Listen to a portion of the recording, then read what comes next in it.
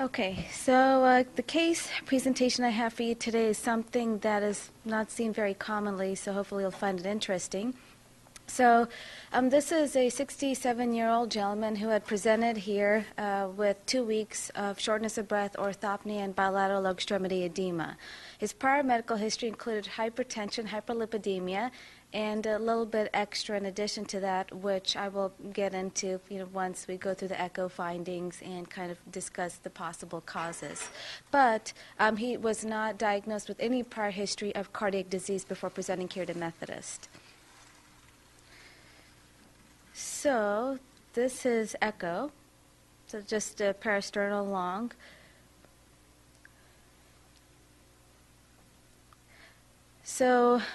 So far on this, you can see that the aortic valve, there's a little bit of thickening, but otherwise overall function is preserved as far as the left ventricle.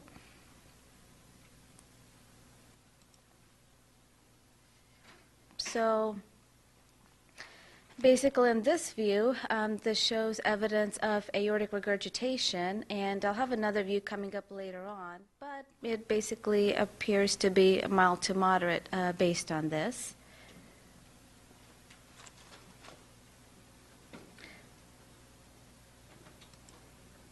So does anyone have any comments or ideas as far as what's going on here?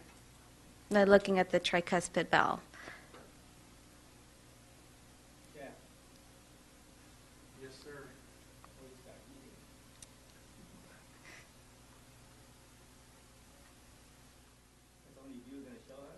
No, I'll have other views coming up. Well, that's the... Well, I was going to ask you, why do you say that? Let's see. Based on that? Yeah. Because I don't see the 2D, I don't see the valve. Yeah. What made you think that? I don't know, something about the inflow. Good. What do you see? What do you call that? Pizza, right? Pizza, you almost see a pizza, right? Yeah, you can see it. Or acceleration. So, and I'll have more views of that coming up, but this was the Doppler associated with that. So actually in measuring the Doppler, we got a gradient of 6 millimeters mercury at a heart rate of 91 beats per minute. And you can also see that this is suggestive of severe TR as well, because you see kind of the dagger-like shape, the early peaking, and I'll have more views coming up. So this is a short axis. This is not Doppler, just showing that, again, in even the short axis view, parasternal, and later the apical views, the LV function is preserved. Patient did have like a small anterior and posterior pericardial effusion. So this is another view showing not only the flow color across the tricuspid valve, but also cross-section of the aortic valve.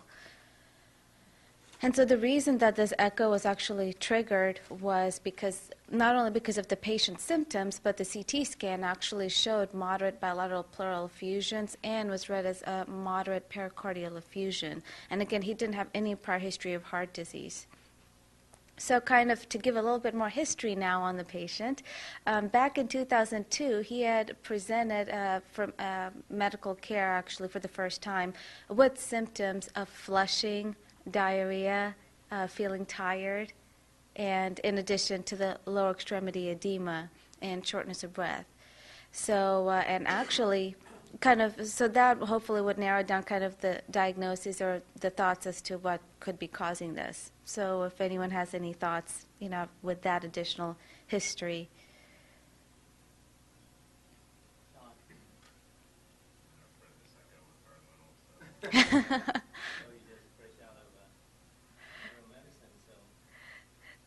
So this is with the color Doppler. So yeah, it's you're thinking about carcinoid syndrome, and that's one entity that certainly could explain this. But in general, the reason that I wanted to present this case was because tricuspid stenosis by itself is not something that we commonly see. And in this case, it was very interesting to basically see the bidirectional PISA because you're having both the tricuspid stenosis as well as no diastolic coaptation of the tricuspid valve, and also having a regurgitation in addition to that. But generally, when you're thinking about tricuspid stenosis, things you have to consider would include like congenital tricuspid atresia, also endocarditis, and very high on your list, you should always rule out evidence of rheumatic fever, rheumatic disease, and then also making sure that there's no history of any valve repair. Like if the patient did have a history for repair of tricuspid regurgitation and it developed stenosis of the valve. And that was something we didn't really see in the history and was not evident just looking at the echo itself. And then endomyocardial fibrosis, that's kind of in the spectrum of Loeffler syndrome, so that's also something else to keep in mind as well. So this is just another view. This one I put so you can have a better idea of the aortic regurgitation. No, actually, I mean, in this case, it was mild to moderate AI, but I mean, that's the other thing too. Is I don't normally when you're looking at tricuspid pathology, that usually doesn't occur by itself. So you have to look at evidence of other valves involved, most commonly mitral and aortic valves. So I mean, as far as the aortic valve, looking at the baseline, it was somewhat thickened, but otherwise. We didn't really see any reason for it to be affected. And with the carcinoid, that'd be more likely to affect the right-sided valves, and in this case, the patient with the history of carcinoid syndrome as well. Does carcinoid normally cause stenosis, or I thought it was typically just like bad regurg. Usually it's like, the classic finding, I guess, is fixed and open. Yeah. Mm-hmm. Pretty bad either. Yeah. Relative stenosis is the term because you can get a gradient. If you think in terms of valve area, there is so much flow going through the valve that the valve area is reduced, but it's not reduced horribly. But the combination of a modest reduction in valve area by 50 liters and the high flow can generate a gradient. So yeah, it's not uncommon to have how much gradient? We got a gradient of 6 at a heart rate of 91 beats per minute. Yeah, that's okay. And the TBI, do you know what the TBI are? No, I don't remember. I mean, you may have a TBI of 40 or 50, and you may have a flow of 100. I mean, the valve area may be 2, which is a relative reduction to a normal tricuspid valve area. There's so much flow that it generates. It's sort of a relative. And then this is just showing the aortic valve, basically mild to moderate AI based. This one is more consistent with mild, but just looking at the color Doppler itself on other images. So, yeah, the patient didn't have any other prior history of cardiac disease. Let me go back to the short axis. Can you get carcinoid on left-sided valves? It's usually right-sided. Pulmonary involvement. You have to have it. So either a AV valve or a PFO. But if you don't have a shunt to the left, you should not get this. So yeah, it is very rare, but it can happen if the vessels are not sufficient. That aortic valve is not normal, so it makes you wonder. Mm-hmm. What's the age of the patient? 67. 67. So she could have a little bit of atherosclerosis. How's the mitral? Mitral valve was just mild regurgitation, but no significant. Structurally normal. Yeah, so then most likely the aortic valve is just a finding that is not carcinoma. Because again, if you're going to get left-sided valve, the mitral is more favored than the aortic. So it will be extremely unusual to have a mitral structure on the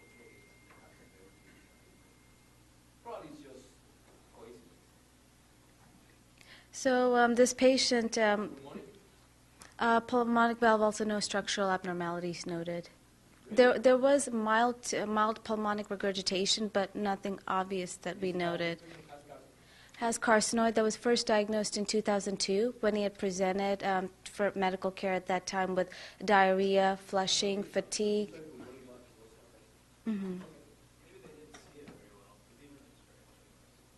Yeah, at least from what we could make out on the echo. He had mild PI, but couldn't.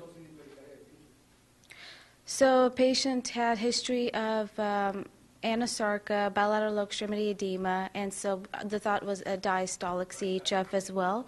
And I actually have a Doppler showing there.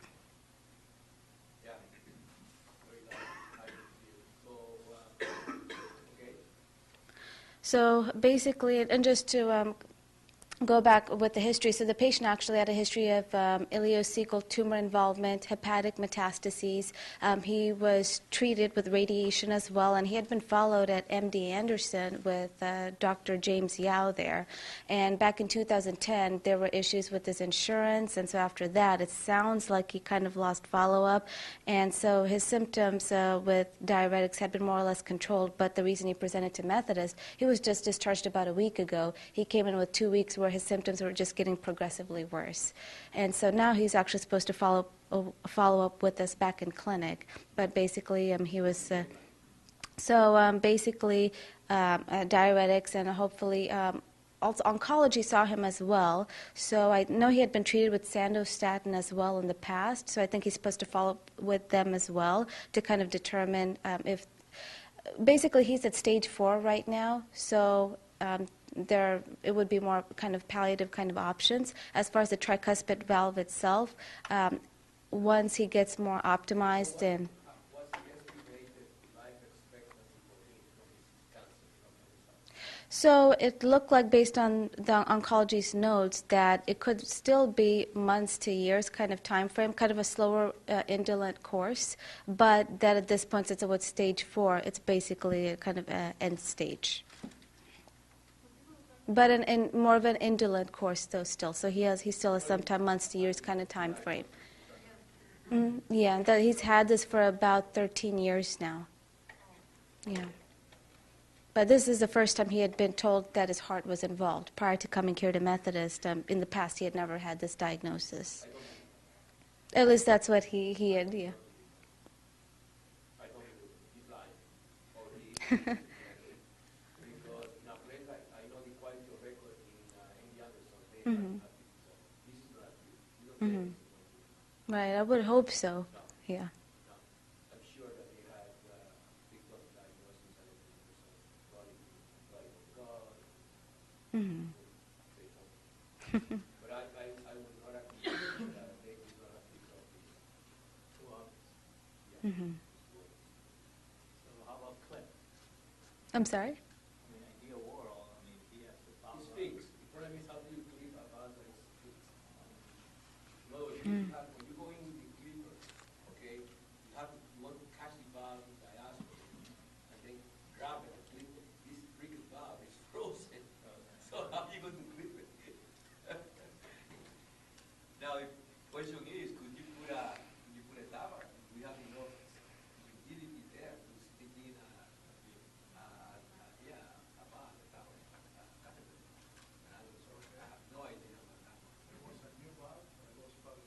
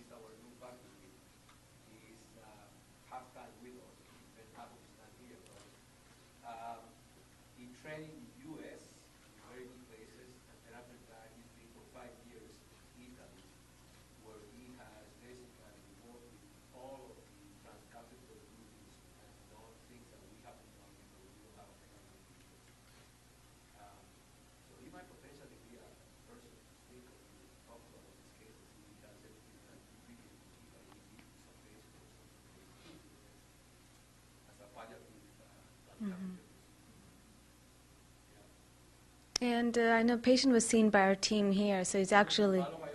yes, he will. He has a follow-up appointment. So it looks like Dr. Bergler had seen him in the hospital, so he's supposed to follow up in 2 weeks.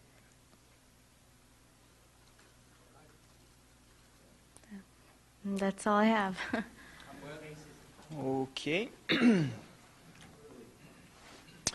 this was a case that came across the echo lab, a 30-year-old male who was undergoing routine postoperative echocardiography referred by one of the surgical services.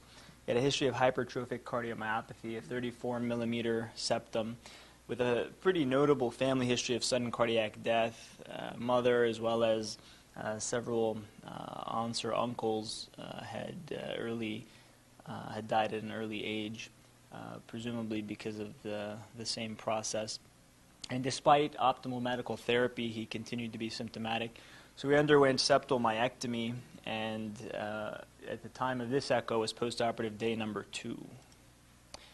These were his medications. This is a copy of the operative report. A fairly extensive resection, but it sounds like a good result surgically. Here was his postoperative echocardiogram, so parasternal long axis views in 2D and with the addition of color Doppler. I'll just let this continue to play for a second. I'll point out a couple of findings.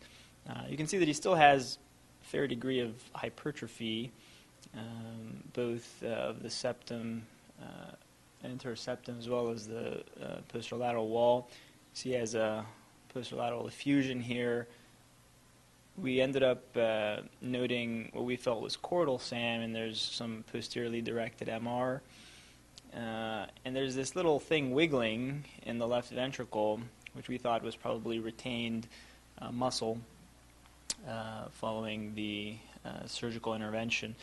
But the reason I'm sharing this case is this color flow here, which we thought was interesting. I'll keep going.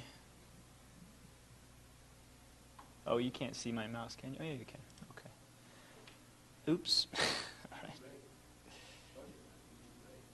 I'm sorry? Oh, yeah, no, sorry, I just skipped ahead a slide there. So this is the parasternal short axis view. Again, 2D and then addition of color Doppler. And once again, I would point out this flow here.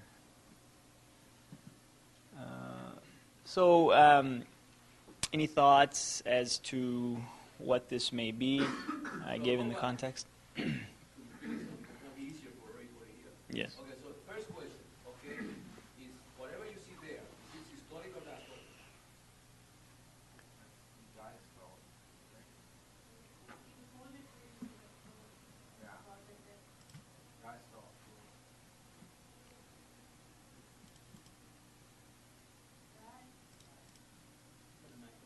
Here's your MR systole.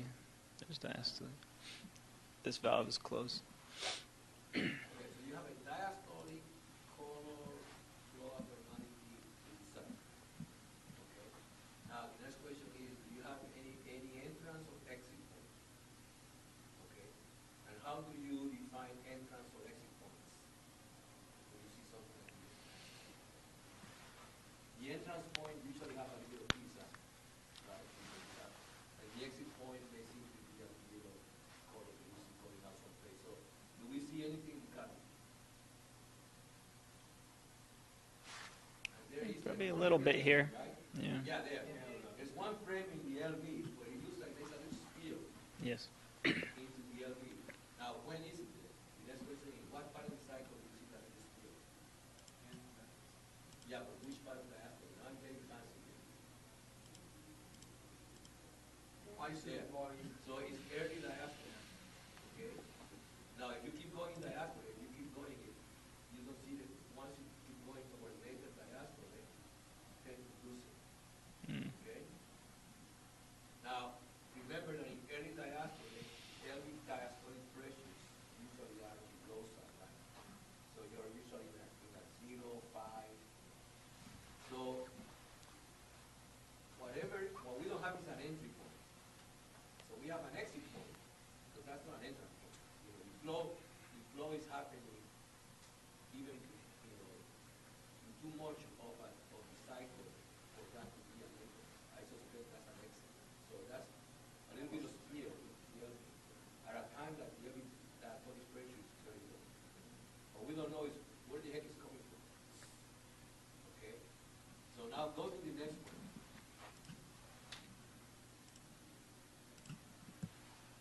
And who wants to comment on that shot there? As to suggestions of where possibly it will be coming from. It looks like it's coming from the RV. From the RV? I cannot exclude that he might, but I don't see an entry point. What I see is color curving at 12 o'clock. It's curving all the way across. So I'm wondering whether this is connecting to the coronary artery. Or something happened in the resection that somehow created a connection between the coronary artery and the rest of the, you know, the coronary arteries and the arterioles. Because you know the way it runs, it almost runs the way that the coronary arteries penetrate and run into the muscle. So if you were going to do another test, what test might help you? Do an angiogram. CTA, right? Yeah, no, of course. Yeah. Either conventional or CT. Did you pick that up with the CTA? You might be able to pick something. That for a diameter, yeah. Yeah. But probably you showed me this, I thought you said that's for CTA. Well, I think I don't that's think it's a VSD. It doesn't have the intensity of a VSD. I would have loved for you to have shown me a spectral Doppler here. I don't think one was obtained. I cannot believe that the clinician saw that and did not put a sample for the test. Yeah. Yeah, it's perfectly aligned. Put a spectral Doppler.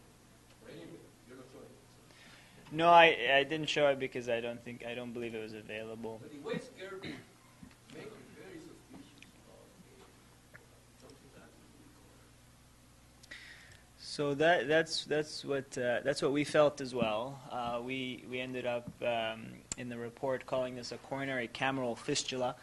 Cameral meaning some chamber of the heart, as opposed to an arteriovenous connection. And evidently, this is not particularly uncommon following myectomy for hypertrophic cardiomyopathy. There's limited data out there, but this was one retrospective study, 26 patients that had myectomy, and by echo, they found this in 5. They said the finding was probable in 5, so 19%. And this was on the basis of diastolic flow emanating from the ventricular septum into the LV. Additionally, again, this is a limited experience, but it seems that conservative therapy is reasonable in these patients. There were a couple of case studies. One, 2 patients that they followed longitudinally for I think 15 years seemed to do fine. The bigger issue would be if there's a connection to the right heart. You'd be concerned about coronary dilatation, increased flow to the right heart, and incident heart failure. Is there anything in the literature about the history, the clinical history, the time history? Because this potentially is smaller as time goes by. Yeah, that's a good question. They commented on. Serial studies that you have found. Yeah, well, I think all I saw was on serial studies that the presence or absence, and one of them closed spontaneously that I saw. Well, that would be my kind of guess. Because that with passage of time, it might get smaller. Yes. Yes. Yes. Yeah, after my myectomy. Surgical. Yes, sir. So it's not this view that makes you think. Well, this view is suspicious already, but the other one is a little bit more. I have not seen this yet. No, I haven't either. I'm surprised at the frequency they're showing that that's serious, but I have to tell you. We've done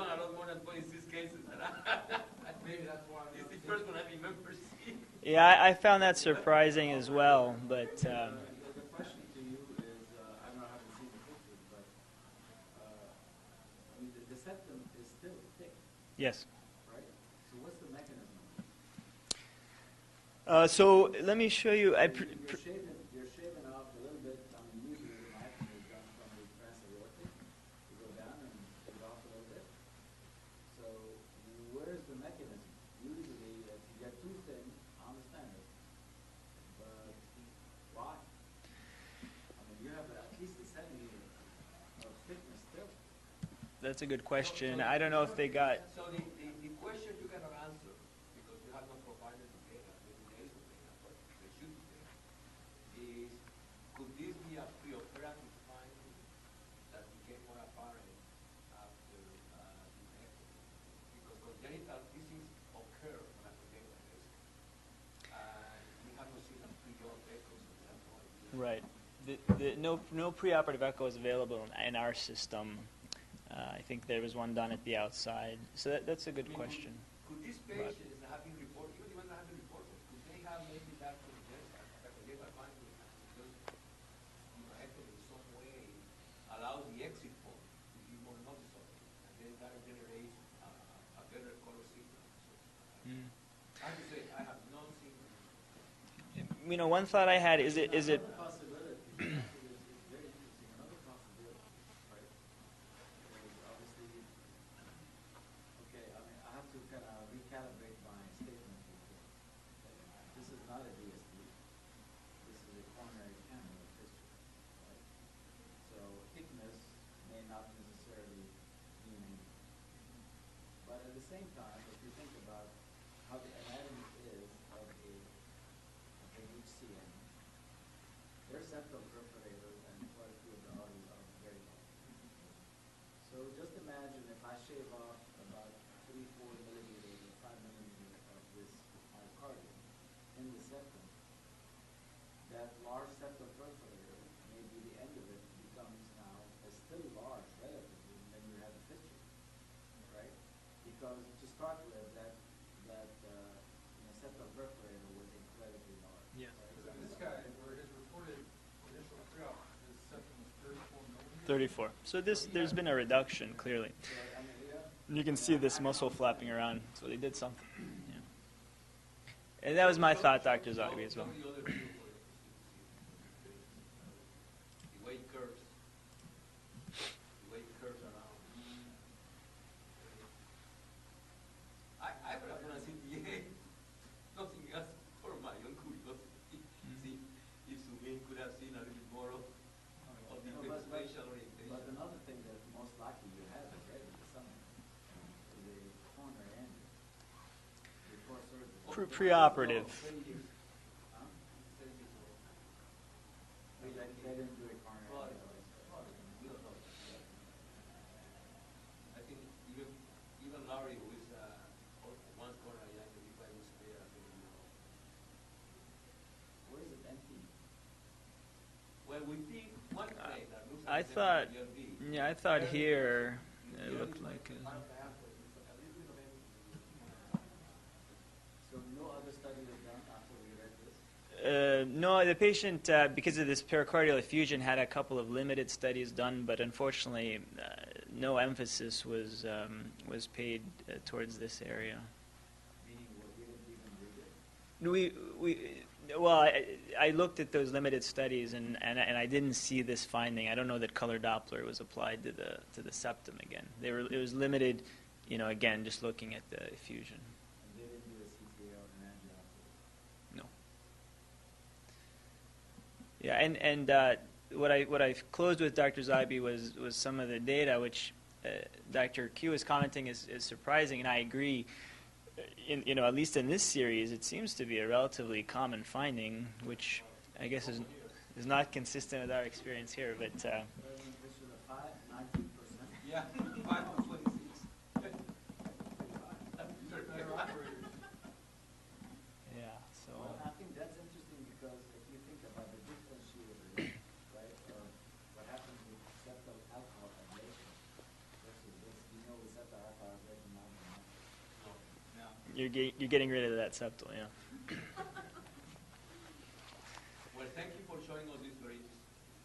I would not be surprised if down the line, a year or so, this thing will get. Have we read it as such? Yeah. Coronary cameral fistula, yes, sir. Well, thank you. That's another one that you could report in the big department. Yeah. You could report, actually, these are, Yeah, that'll be a nice these are very nice. Yeah. We have never seen this in this institute. Ever. Dr. Lowry was a surgeon, and Dr. Little read this study.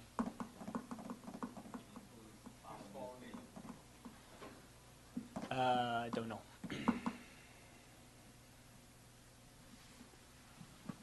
Yeah, if we are, I would not put it, we make it. Sure, we can submit it, Dr. Q. All right, thank you.